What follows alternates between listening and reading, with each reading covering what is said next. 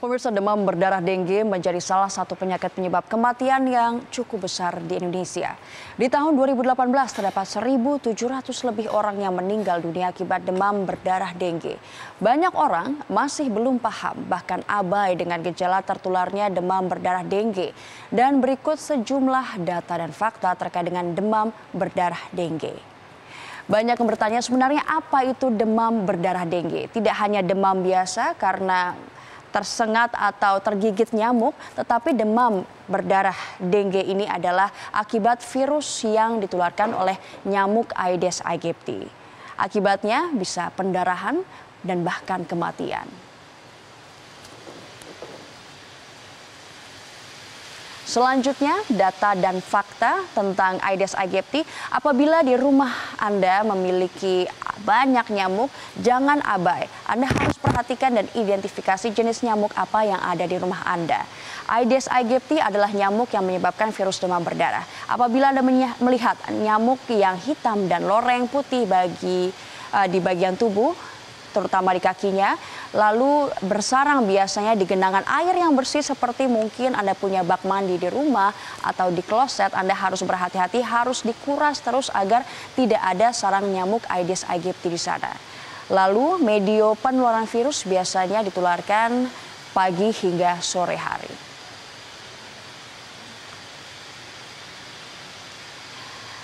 Gejala awal apabila Anda merasa demam lalu tidak enak badan, Anda identifikasi lagi demamnya seperti apa. Apabila Anda demam tinggi, lalu otot terasa nyeri, sendi terasa nyeri, pegal-pegal yang berlebihan, lalu di kulit Anda lihat juga apakah ada ruam merah pada kulit Anda. Nah, itu adalah fase-fase awal terjadinya demam berdarah dengue pada Anda. Setelah fase awal, ada juga fase kritis, di mana di fase ini biasanya demam turun. Jadi tidak lagi demam tinggi, namun demamnya menjadi turun. Tetapi perut biasanya terasa sakit karena terjadinya pembengkakan di bagian hati. Lalu biasanya juga disertai Anda tidak doyan makan dan akhirnya memuntahkan makanan yang Anda makan. Selanjutnya, setelah muntah, Anda juga biasa disertai mimisan karena pendarahan adalah salah satu gejala dari demam berdarah dengue. Jadi apabila demam Anda turun, jangan langsung berbahagia, jangan terlalu senang karena ini bisa jadi menjadi fase kritis dari demam berdarah dengue Anda. Tapi jangan khawatir, dengan penanganan tepat Anda juga bisa terbebas dari penyakit ini. Yang pertama tentu saja Anda membutuhkan istirahat yang cukup, minum air yang lebih banyak, sekitar 4 hingga 6 gelas sehari, atau bisa 1 liter satu hari, itu akan mencukupi kadar air dalam tubuh Anda.